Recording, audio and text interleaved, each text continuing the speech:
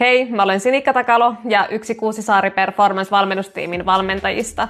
Mä oon erikoistunut etenkin voimanostovalmennukseen ja tänään mä haluankin jakaa yhden mun valmennettavan kisavalmistautumisen. Me aloitettiin yhteistyö toukokuussa ja tavoitteeksi asetettiin loppuvuoden SM-kisat ja sitä varten tulosrajan teko oli asialistalla jossain kesän ja syksyn paikkeilla.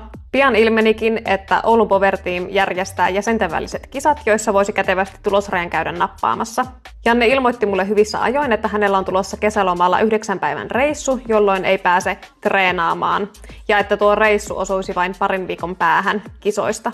Tämä ei ollut mikään optimitilanne kisan valmistautumiseen, mutta Jannen sen hetkisen tulostason perusteella uskoin, että eiköhän me saada sinne kisaan sellainen nostokunto aikaiseksi, että tulosraja saadaan kyllä tehtyä. Tuo viikon reissu toki pakotti, että me ei voitu tehdä aiempien viikkojen kaltaista viikkoprogressiota ja että mesosyklin pituutta, mikrosyklin ja esimerkiksi pääliikkeiden paikkaa sekä progressiovauhtia täytyi muuttaa.